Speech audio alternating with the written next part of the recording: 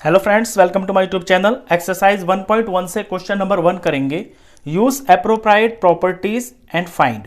ये आपको एक्सप्रेशन दे रखी है, इसके अंदर एप्रोप्राइट प्रॉपर्टी यानी जो प्रॉपर्टी इसके अंदर लगती हो वो लगा के आपको इसकी वैल्यू निकालनी है। अब यही क्वेश्चन मैंने इंट्रोडक्शन पार्ट के अंदर डायरेक्ट कर दिया है, लेकिन अगर आपसे कहा जाए कि प्रॉपर्टी का यूज करना है तो फिर आप इसे प्रॉपर्टी का यूज करके ही करना। तो जरा देखते हैं क्वेश्चन पे। -2 × 3 × 3/5 ये मल्टीप्लाई में है तो ये एक टर्म मानी जाएगी। आगे +5/2 है और फिर -3/5 × 1/6। तो प्लस और माइनस से जो है टर्म अलग हो जाती है। मल्टीप्लाई में हो तो वो टर्म एक ही मानी जाती है क्योंकि इसको मल्टीप्लाई करके एक ही आंसर आएगा। तो यहां पे एक टर्म ये है, एक टर्म ये है और एक टर्म ये है। तो ये 3 टर्म्स हैं। अब इन 3 टर्म्स के अंदर मैं ये देखता हूं कि पहली टर्म के अंदर 3/5 है और लास्ट वाली टर्म के अंदर भी यहां पे 3/5 है। तो पहले मैं इन दोनों टर्म्स को जिनमें 3/5 कॉमन है ये मैं एक साथ कर लेता हूं। -2/3 × 3/5 ये वाली टर्म और ये लास्ट वाली टर्म -3/5 × 1/6। आगे ये बच गया है, इसे आगे लगा देते हैं। अब यहां पे जो मैंने प्रॉपर्टी लगाई है ये है कॉम्यूटेटिव प्रॉपर्टी। कॉम्यूटेटिव प्रॉपर्टी यही होती है कि आप a + b लिखो या आप b + a लिखो, उससे कोई फर्क नहीं पड़ता। यानी कि जब आपकी कोई एक्सप्रेशन है उसमें आप आगे पीछे लिख दो, ऑर्डर चेंज करने से आंसर पे कोई फर्क नहीं पड़ता। तो यहां प्रॉपर्टी लगी है कॉम्यूटेटिव। कॉम्यूटेटिव प्रॉपर्टी का इस स्टेप के अंदर यूज हुआ है। अब यहां मैं सॉल्व करता हूं इसको। ये जो पहली 2 टर्म्स हैं इनके अंदर 3/5 कॉमन है, तो यहां से मैं 3/5 को कॉमन ले लेता हूं। ये माइनस में है और ये प्लस में है। यहां पे एक नंबर यहां माइनस भी है, तो इनका जब हम प्रोडक्ट करेंगे तो माइनस तो उसमें होगा ही। तो मैं 3/5 जो है ये मैं माइनस में बाहर ले लेता हूं, -3/5। यानी ये जो माइनस है ना ये मैंने यहां पे ले लिया है। अब यहां से बचेगा 2/3 क्योंकि इसका माइनस तो मैंने बाहर ले लिया है और 3/5 मैं यहां बाहर ले चुका हूं। आगे ये जो माइनस है ये मैंने कॉमन ले लिया है, तो यहां पे बचेगा प्लस और 3/5 बाहर है तो यहां टर्म बचेगी 1/6। आगे जो है इसको हम कॉपी कर देंगे। अब इतने पार्ट के अंदर इन दोनों टर्म्स के अंदर जो मैंने प्रॉपर्टी लगाई है वो है डिस्ट्रीब्यूटिव प्रॉपर्टी। Distributive property.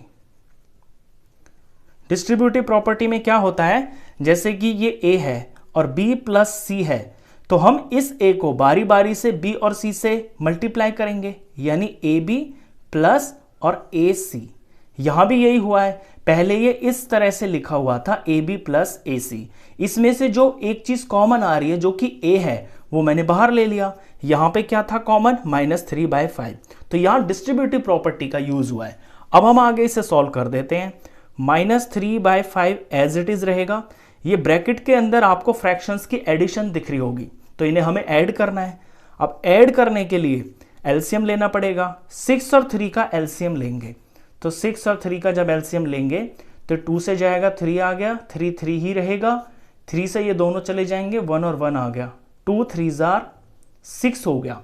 तो एलसीएम इन दोनों का नीचे 6 आएगा। अब यहां इस 3 को मुझे 6 बनाना है। जब 3 को मुझे 6 बनाना है तो इसे 2 से मल्टीप्लाई करना पड़ेगा। दैट मीन्स यहां 2 से किया है तो फ्रैक्शन को इक्विवेलेंट करने के लिए ऊपर भी 2 से ही करना पड़ेगा। इसी तरह से यहां 6 को 6 बनाने के लिए किसी से मल्टीप्लाई नहीं करना, तो ये एज इट इज रहेगा। तो अब यहां पे 2 × 2 इस स्टेप के अंदर 2 × 2 यानी कि यहां 4 हो जाएगा, प्लस ये 1/6 है। 6 नीचे ऑलरेडी बना हुआ है तो यहां 1 का 1 ही रहेगा। आगे +/2 as it is copy. Further solve करते हैं इसको। तो -3/5 और ब्रैकेट का आंसर निकाल लें तो 4 + 1 हो गया है 5 और नीचे हो गया है ये 6 और ये ब्रैकेट में है। यहां पे ये मल्टीप्लाई में, ब्रैकेट्स का मतलब है कि ये मल्टीप्लाई होंगे। आगे 5/2 एज इट इज। अब इसे यहां सॉल्व करें हम इतने पार्ट को, आगे वाले को, तो 5 और 5 मुझे कटता हुआ दिखाई दे रहा है। 5 1 जा 5, 5 1 जा 5। 3 और 6 कटता हुआ दिखाई दे रहा है, दोनों 3 के टेबल में आते हैं। तो 3 1 जा 3 और माइनस लगाएंगे क्योंकि ये माइनस का 3 है, और यहां पे 3 2 जा 6। ऊपर जरा इसे सॉल्व कर ले, -1 को 1 से मल्टीप्लाई करेंगे तो -1 आएगा। यहां 2 1 जा 2 हो गया है, प्लस 5/2 आगे लिखा हुआ है। अब यहां पे फिर से फ्रैक्शंस की एडिशन हो गई है। अब इनका एलसीएम निकालेंगे तो 2 और 2 का एलसीएम तो 2 ही आएगा, तो इनका एलसीएम आ गया है 2। एलसीएम सेम है, दोनों जगह सेम है, तो ये 2 आ गया। ऊपर -1 और ये प्लस और ये 5। ऊपर सॉल्व कर दें तो प्लस माइनस की चीजें हैं तो माइनस हो जाएंगी। 5 में से 1 माइनस हो जाएगा तो 4 आएगा, और प्लस का ही होगा क्योंकि यहां प्लस का नंबर बड़ा है, और नीचे है ये 2। 4 को 2 से डिवाइड कर देंगे तो इसका आंसर आ गया है 2। तो ये फर्स्ट पार्ट हुआ। चलिए इसका सेकंड पार्ट करते हैं। सेकंड पार्ट के अंदर यहां पे भी आपको ये जो टर्म्स हैं, ये 3 टर्म्स दे रखी हैं। 5/2 इंटू -3/7, ये इंटू में तो ये एक टर्म मानी जाएगी। आगे माइनस आ गया है और फिर ये 2 नंबर मल्टीप्लाई में है। -1/6 इंटू 3/2, तो ये दूसरी टर्म मानी जाएगी। प्लस 1/14 इंटू 2/5, ये एक अलग टर्म मानी जाएगी। तो ये 3 टर्म्स हैं। अब इन 3 टर्म्स के अंदर मैं ये देखता हूं कि ऐसी कौन सी 2 टर्म्स है जिनमें कोई चीज सेम सेम आ रही हो। देखिए फर्स्ट टर्म के अंदर 2/5 है मल्टीप्लाई में, और लास्ट वाली टर्म के अंदर भी 2/5 मल्टीप्लाई में है। यानी यहां पे इन दोनों टर्म्स को मैं एक साथ लिख सकता हूं ताकि आगे चल के 2/5 में कॉमन ले लूं। तो पहले मैं यहां पे कॉम्यूटेटिव प्रॉपर्टी लगाऊंगा, यानी इनका ऑर्डर चेंज कर लूंगा और उससे कोई आंसर पे फर्क नहीं पड़ेगा। तो 2/5 इंटू -3/7, ये पहली टर्म ले ली मैंने, और यहां से ये लास्ट वाली प्लस 1/14 इंटू 2/5। आगे ये चीज है, ये अलग है, इसे हम यहां पे लिख देंगे। तो ये जो 2 टर्म्स है इनको मैंने एक साथ कर लिया क्योंकि इनमें 2/5 कॉमन है। अब एक साथ इन्हें कर लिया, इनका ऑर्डर चेंज किया है, तो इस प्रॉपर्टी को हम बोलेंगे कॉम्यूटेटिव प्रॉपर्टी। कॉम्यूटेटिव प्रॉपर्टी का यहां पे इस स्टेप के अंदर हमने यूज किया है। अब इन 2 टर्म्स के अंदर 2/5 2/5 यहां हम कॉमन ले सकते हैं, तो दोनों में से 2/5 कॉमन ले लेंगे। तो इतने में से फर्स्ट टर्म में से यहां -3/7 बच जाएगा। आगे यहां भी 2/5 इस टर्म में से कॉमन ले लिया है, तो यहां प्लस 1/14 बच जाएगा। आगे जो है इसे सेम टू सेम ऐसे ही हम कॉपी कर लेंगे। अब यहां मैंने प्रॉपर्टी यूज की है डिस्ट्रीब्यूटिव प्रॉपर्टी। पीछे बताया मैंने फर्स्ट पार्ट के अंदर कि जब कोई एक चीज होती है, जैसे ये a bracket b plus c है, तो यहां ab प्लस ac हो गया। अब इनमें जो एक सेम जैसी चीज है उसे हम जब कॉमन ले लेते हैं तो इस प्रॉपर्टी को हम डिस्ट्रीब्यूटिव प्रॉपर्टी बोलते हैं। डिस्ट्रीब्यूटिव प्रॉपर्टी आपको स्टेप के सामने ही ब्रैकेट लगा के ऐसे मेंशन करना होगा कि स्टेप के अंदर कौन सी प्रॉपर्टी का यूज हुआ है। अब इसे हम सिंप्लीफाई कर देते हैं। 2/5 ब्रैकेट के अंदर फ्रैक्शंस की एडिशन है, तो पहले एलसीएम लेना पड़ेगा। 7 और 14 का एलसीएम ले लेते हैं। ये 7 ये 14, ये 2 से चला जाएगा 14, 7 तो जाएगा नहीं, एज इट इज ये 7 हो गया। 7 7 से ही जाएगा, 1 और 1 हो गया, 2 7 14 आ गया है एलसीएम। तो यहां पे 14 बनेगा। अब ये स्टेप के अंदर ध्यान देना, जिसको ना आता हो फ्रैक्शंस की एडिशन, तो एलसीएम 14 आ गया है। तो फर्स्ट पार्ट में ये जो पहला फ्रैक्शन है इसका डिनोमिनेटर 7 है, इसको भी हमें 14 के बराबर करना है। तो 7 2 होता है 14, तो यहां 2 से मल्टीप्लाई करना पड़ेगा। यहां किया है तो यहां भी करना पड़ेगा। तो यहां पे 3 2 6, तो ये -6 हो जाएगा ऊपर। आगे प्लस का प्लस, ये 14 है और एलसीएम भी 14 है, तो यहां तो कुछ करना ही नहीं है। तो जो ऊपर की चीज है वो एज इट इज उतार देंगे। आगे -1/6 इंटू 3/2। अब इसे सॉल्व करते हैं। तो 2/5 एज इट इज, ब्रैकेट का आंसर निकाल लेते हैं।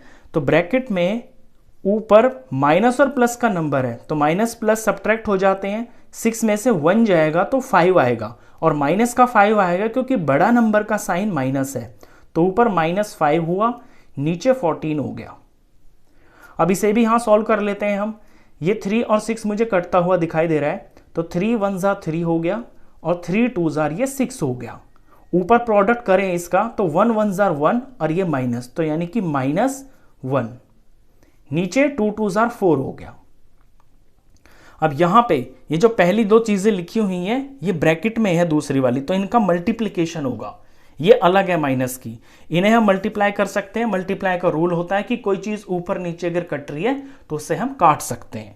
5 और 5 यहां मुझे कटता हुआ दिखाई दे रहा है, 5 1 ज़ा 5 हो गया और ये 5 1 ज़ा 5 हो गया। माइनस लगाऊंगा क्योंकि यहां माइनस था। 2 और 14 आपस में कट रहे हैं, दोनों 2 के टेबल में आते हैं, 2 1 ज़ा 2 हो गया और 2 7 ज़ा 14 हो गया। अब ऊपर 1 1 ज़ा 1 और माइनस है तो माइनस का 1, नीचे 7 1 ज़ा 7, आगे -1/4 लिखा हुआ है, एज इट इज यहां पे कॉपी कर दिया। अब ये हो गई आपकी फ्रैक्शंस की सब्ट्रैक्शन। तो फ्रैक्शन की सब्ट्रैक्शन करनी है, डिनोमिनेटर सेम नहीं है तो पहले एलसीएम निकालना पड़ेगा 7 का और 4 का। तो 7 और 4 का एलसीएम निकाल लेते हैं। यहां पे ये 7 हुआ, ये 4 हुआ, तो इस 2 से स्टार्ट करेंगे, 7 तो जाएगा नहीं, एज इट इज कॉपी।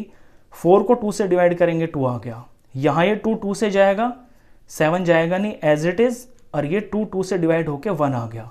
7 7 से ही जाता है, 1 हो गया, 1 हो गया। अब जो इधर आए हैं इनका प्रोडक्ट करेंगे, 2 2 ज़ा 4, 4 7 ज़ा 28, तो 28 आया है एलसीएम। ये हम नीचे 28 लिखेंगे।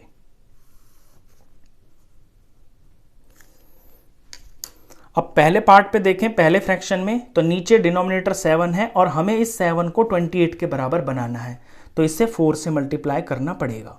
7 4 ज़ा 28 होगा, यहां किया है तो यहां भी करना पड़ेगा। इसी तरह से यहां पे 4 है, 4 को 28 बनाना है तो 4 7 ज़ा 28 होता है, यहां 7 से किया है तो यहां भी करना पड़ेगा। इसके बाद ऊपर की चीज लिख लेते हैं, तो -1 × 4 ये -4 होगा, आगे -1 × 7 ये -7 हो जाएगा। अब ऊपर ऊपर दोनों नंबर माइनस के हैं तो माइनस माइनस प्लस होता है, यानी कि ऐड हो जाएंगे दोनों। 7 और 4 का सम करेंगे तो 11 आएगा, दोनों माइनस के हैं तो माइनस का 11 आएगा, नीचे 28 है। अब ये दोनों नंबर आपस में किसी से कट रहे नहीं है, तो यही आपका फाइनल आंसर होगा। क्वेश्चन खत्म।